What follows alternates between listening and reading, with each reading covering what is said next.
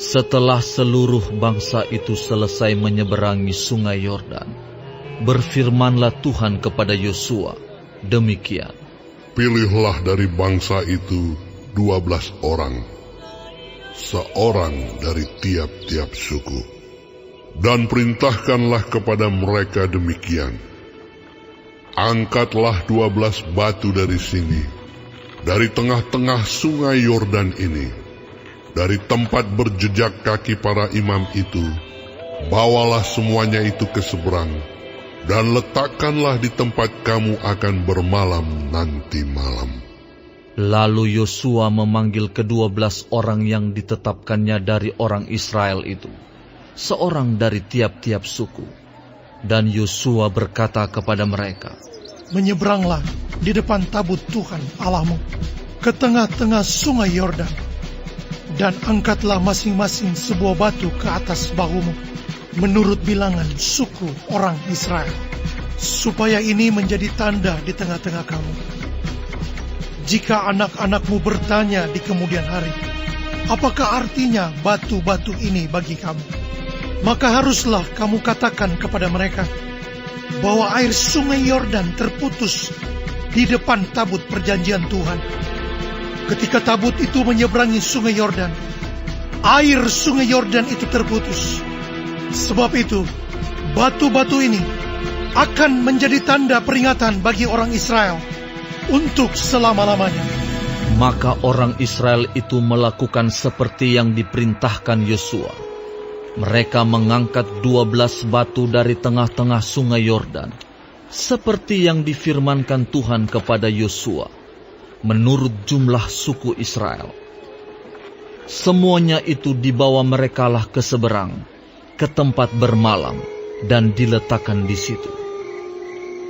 Pula Yosua menegakkan 12 batu di tengah-tengah sungai Yordan itu, di tempat bekas berjejak kaki para imam pengangkat tabut perjanjian itu. Batu-batu itu masih ada di sana sampai sekarang. Para imam pengangkat tabut itu tinggal berdiri di tengah-tengah sungai Yordan, sampai selesai dilakukan segala yang diperintahkan Tuhan kepada Yosua, untuk disampaikan kepada bangsa itu, sesuai dengan segala yang diperintahkan Musa kepada Yosua. Maka menyeberanglah bangsa itu dengan cepat-cepat.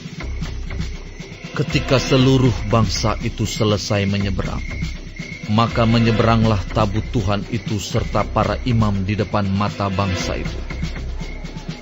Juga Bani Ruben, Bani Gad, dan suku Manasye yang setengah itu menyeberang dengan bersenjata di depan orang Israel itu, seperti yang dikatakan Musa kepada mereka.